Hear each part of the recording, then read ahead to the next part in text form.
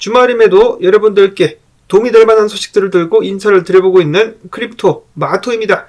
나온 정보들 한데 묶어봤는데요. 첫 번째로 어제 미국의 재무부 장관이 금융당국자들을 긴급 소집해가지고 비공개 회담을 가졌었습니다. 당연히 그는 하나만한 소리를 했는데요. 성명을 내서 밝히기를 일부 금융기관들이 스트레스를 받고 있지만 미국 은행 시스템은 여전히 건전하고 탄력적이다 라고 이야기를 했습니다. 여러분들이 기억을 더듬어 보신다면 이 양반이 하는 말들은 전부 다 틀렸었다라는 것을 기억하실 수가 있으실 것 같습니다. 인플레이션은 일시적인 것이다. 인플레이션 덕분에 사람들의 임금이 올라가니 좋은 것이다. 혹은 미국은 경기 침체에 빠지지 않을 것이다. 전부 다 구라로 판명이 났죠. 인플레이션은 아직까지도 진행 중에 있으며 경기 침체 같은 경우는 2분기 이상 GDP가 마이너스를 기록했는데 경기 침체에 대한 정의를 바꿔버리면서 피해가는 척 쇼를 했었습니다. 자, 그랬었던 그가 이번에는 미국의 은행 시스템은 여전히 건전하고 탄력적이다라고 강조를 하고 있습니다. 저는 왠지 반대로 해석을 해야 될 것 같다는 생각이 듭니다. 자, 그러는 와중에 시민들의 은행 시스템에 대한 불신은 커져만 가고 있다라고 하는데요.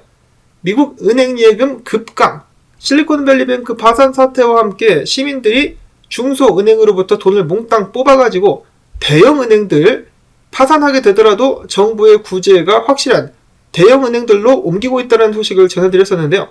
소형은행들의 예금이 $1,200 정도 줄었다라고 합니다. 그 과정 속에서 25개 대형은행 예금은 $670억 증가를 했다라고 하는데 나머지 돈들은 어디로 갔을까요? 예금을 하지 않고 사람들이 직접 보관하기로 결심을 한 것은 아닌가라는 생각이 듭니다. 은행에 넣었다가 못 찾느니 그냥 내가 알아서 잘 숨기는 것이 낫겠다라고 생각을 한 사람들도 있겠죠. 그나마 은행 저축이 있는 사람들은 나은 편에 속합니다. 미국인들의 저축, 바닥을 드러낸 지 오래죠. 이런 상황 속에서 앞에서 큰 소리를 땅땅 쳤었던 제닛 옐런 같은 경우는 예금 전액 보장과 부분 보장 사이에서 와리가리, 어리버리를 타는 모습을 계속해서 보여주면서 신뢰를 더욱더 떨어뜨리고 있습니다. 자, 그런가 하면은 퍼스트 리퍼블릭 뱅크 같은 경우는 최근에 또 큰 위기를 맞이하게 되면서 대형 은행들의 도움을 받기도 했었는데요. 최근에 밝혀진 바에 따르면은 해당 은행의 CEO가 최근까지 부적절하게 회사를 운영해온 정황이 드러났다라고 합니다. 이 가족끼리 다 헤쳐먹었다. 이 한국의 중소기업에서 흔히 일어나는 일들이 해당 은행에서 발생을 했다라고 하는데요.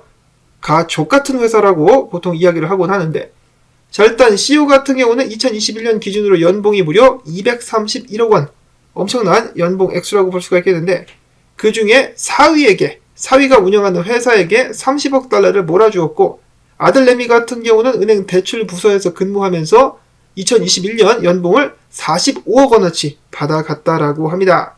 정말로 이 가족 같은 은행이라고 볼 수가 있겠는데요. 운영도 개판으로 해가지고 망할 위기까지 몰리고 있는데 그냥 좀 확 망해버렸으면 좋겠다는 생각마저 들기도 합니다. 자, 그런가 하면은 최근에 위기를 겪고 있었던 도이체방크와 뱅크 오브 아메리카가 서로 헐뜯는 모습이 보여지기도 했었다라고 합니다.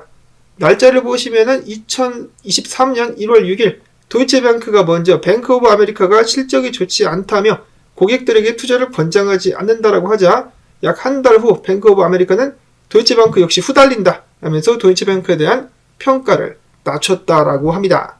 도이체뱅크 같은 경우는 최근에 다시 한번 파산설이 불거지기도 했었으나 사실 크게 걱정하는 전문가들은 없다라고 합니다. 도이체뱅크 같은 경우는 운영하는 자금이 크레딧 스위스보다 더 많다라고 하고요. 그렇기 때문에 당연히 구제를 받지 않겠느냐 하는 것이겠죠. 구제를 받지 않더라도 재무상으로는 지금 당장 큰 위기가 없어 보인다는 평가가 있었습니다.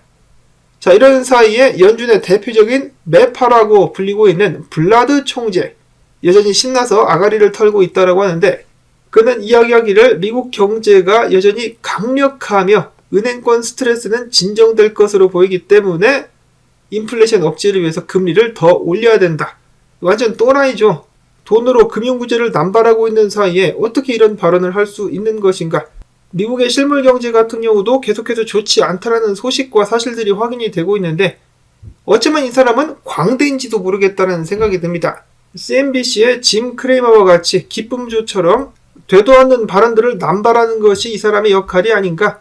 반면에 이 양반과는 반대로 월가의 채권왕이라 불리는 제프리 건락 같은 경우는 연준이 조만간에 큰 폭으로 금리를 내릴 것이다 라고 예측을 했습니다. 그 근거는 다음과 같은데요. 2년물의 국채 금리와 10년물의 역전폭이 0.4%이고 2년 만기보다 긴 모든 국채 금리가 기준 금리보다 모두 낮다. 이는 경기 침체에 대한 적색경보다 다름없다. 그렇기 때문에 연준은 금리를 내릴 수밖에는 없을 것이다 라고 이야기를 했습니다. 즉 제롬 파월 같은 경우는 센 척하면서 구라를 치고 있다 라고 이야기를 하고 있는 것이죠. 이러는 사이에 달러의 기축통화 자리를 호시탐탐 노리고 있는 중국 같은 경우 지속적으로다가 미국 국채를 내다 팔고 있는데요. 지금 그들이 들고 있는 미국 국채 수준은 경기 침체 수준까지 내려갔다고 합니다. 미국 국채를 죄다 내다 팔면서 그들이 지속적으로 매입하고 있는 것은 금이라고 하네요. 예전에 이런 만평도 잠깐 유행을 하기도 했었는데 중국이 미국이 물건을 수출해가지고 달러를 받으면 그 달러를 다시 금으로 바꾸는 그런 모습이죠. 달러는 결국 아무런 가치가 없다라고 생각을 하고 있는 것 같습니다. 다음으로 여기서는 최근에 미국 은행 중에 커스토디아 뱅크라는 곳이 있는데요. 그들이 연준의 시스템, 즉 네트워크에 가입을 하려고 했는데 연준 측에서는 이 커스토디아 뱅크가 암호화폐 관련된 상품 및 서비스를 제공한다는 이유로 이를 거부했다라고 합니다. 여전히 암호화폐를 박하게 대하고 있는 연준. 그런가 하면 이 또라이 중에 또라이, 게리 겐슬러 또라이 같은 경우는 갑자기 난데없이 영국과 캐나다 정부 당국에 암호화폐 산업에 대한 더 강력한 규제를 적용할 것을 촉구했다라고 합니다. 아니 이제는 남의 나라에게까지 감나라 배나라. 영국 같은 경우는 이미 진즉에 암호화폐 분류까지 마친 상태인데 헛소리를 계속해서 나발대고 있는 상황. 영국 투자자들까지 빡치게 만들고 있는 상황인데요. 근데 진짜 더 어이가 없는 것은 암호화폐 투자를 한다면서 게리 겐슬러 편을 들고 응원하는 사람도 있습니다. 또라이들끼리는 유유상종이 아닌가라는 말까지 나올 정도인데요. 미국에 있는 변호사들, 암호화폐 개발자들과 암호화폐 산업에 종사하고 있는 사람들마저도 이러한 처사라든지 게리 겐슬러 및 SEC가 잘못하고 있다라고 이야기를 하고 있는데 한국 사람들이 나와가지고 게리 겐슬러 편을 든다. 역시 세상에는 특이한 사람들이 많구나 라는 생각을 다시 한번 하게 됩니다. 각자 여러가지 생각을 하는 것까지는 자유입니다만은 그것을 토대로 저한테 와서 시비를 거실 분들은 그냥 다른 데로 가주시면 좋겠고요. 그리고 게리 겐슬러 같은 경우 MIT에서 강의를 했을 때는 이런 식으로 암호화폐에 대해서 적대적이거나 편파적인 기준을 고수하지 않았었습니다. 감투를 쓰자 지금 사람이 바뀐 예라고 볼 수가 있겠는데요. 그렇기 때문에 맨 처음에 SEC 위원장으로 발탁이 됐을 때 많은 사람들은 그가 현물 ETF를 바로 승인할 것이다 라고 기대를 하기도 했었죠. 자, 헛된 기대였었습니다. 자, 그 다음에 베네수엘라 같은 경우는 그 전까지는 암호화폐에 대해서 굉장히 긍정적인 모습을 보여줬었죠. 이 석유, 코인인 페트로를 발행하기도 했었는데 최근에는 암호화폐 거래소와 비트코인 채굴장을 폐쇄하라는 조치가 내려왔다라고 합니다. 그 이유는 바로 반부패 수사가 벌어지면서 암호화폐 관련 책임자가 구속되고 국가적인 스캔들이 발생했기 때문이다 라고 하는데요. 당연히 베네수엘라 내의 암호화폐 협회에서는 억울하다는 입장을 표하고 있습니다. 세계 곳곳에서 부패한 정치인들 때문에 피해를 보고 있는 비트코인. 자, 그 다음으로 좋은 소식도 있었는데요.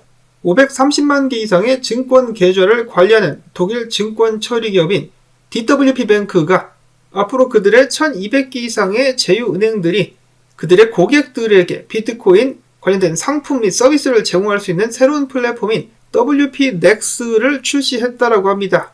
이에 따라서 기존에 온라인 뱅킹을 사용했었던 사람들은 원활하게 암호화폐 계좌도 활용할 수 있게 될 것이라고 하고요.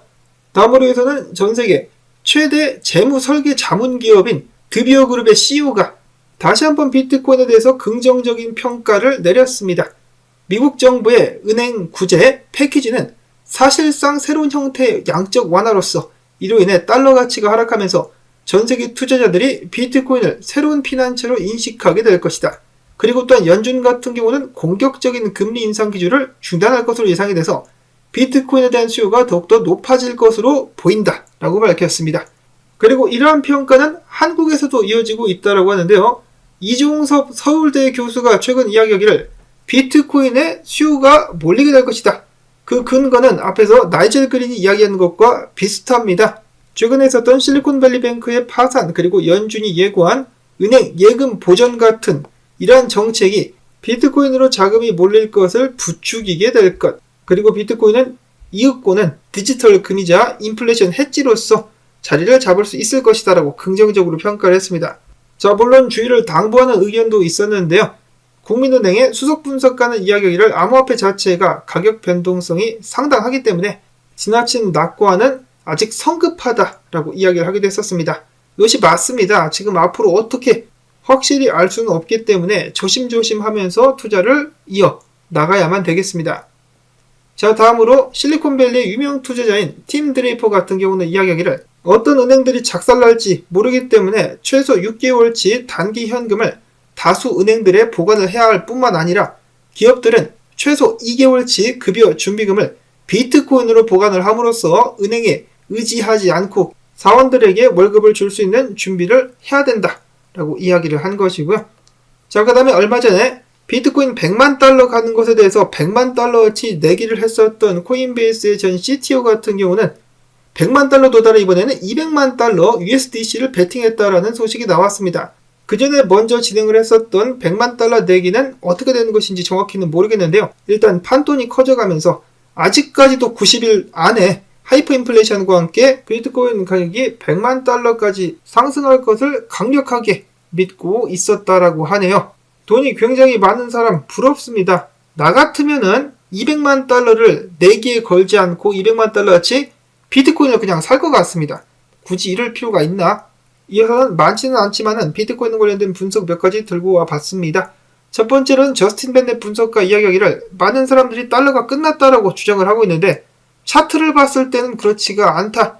지금 지지선을 결국 지켰기 때문에 지금부터 반등하면서 많은 사람들을 당황스럽게 만들 수 있지 않겠느냐. 달러의 강세를 예측을 했었고요. 오랜만에 꾀꾀 오리 선생, 내가 봤을 때 두 가지 가능성이 있다. 지금부터 최상의 시나리오는 비트코인이 바로 떡상하는 것, 최악의 시나리오는 25,000달러까지 내려갔다가 떡상하는 것이다라고 이야기를 했었습니다. 둘 다 떡상하는 것. 근데 쉬었다 갈 것인가 그냥 갈 것인가. 여전히 엇갈리고 있는 비트코인에 대한 분석들. 많은 사람들은 추가적으로다가 24,000달러 혹은 20,000달러까지도 가게 될 수 있다라고 이야기를 하고 있는데 그만큼 지금 시장이 읽기가 어렵고 변수가 많이 나올 수가 있기 때문에 주의를 해야 되겠죠. 특히 달러 같은 경우는 올라갈 듯 하다가 꼬꾸라졌다가 떨어지는 듯 하다가 반등을 하고 있기 때문에 앞으로도 유심히 잘 살펴볼 필요가 있을 것 같습니다. 다음으로는 비트코인 매거진이 게재한 짤인데요. 지금 보시는 장소는 코스타리카의 의회 건물이라고 합니다. 비트코인 ATM 기기를 딱 설치를 해놓은 모습, 정말로 바람직하다라고 볼 수가 있겠고요.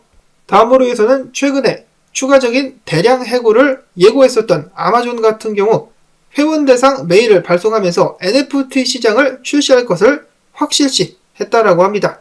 NFT 시장과 메타버스 같은 경우 열기가 좀 많이 사그라들긴 했었으나 아직까지도 계속해서 많은 채택이 이루어지고 있다는 사실을 기억할 수 있기를 바라면서 오늘 영상 여기서 마무리를 짓도록 하겠습니다.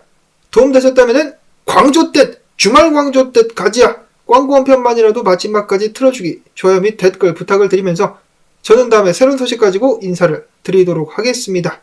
오늘도 들러주셔서 감사합니다. 행복한 주말 보내시기를 바랍니다.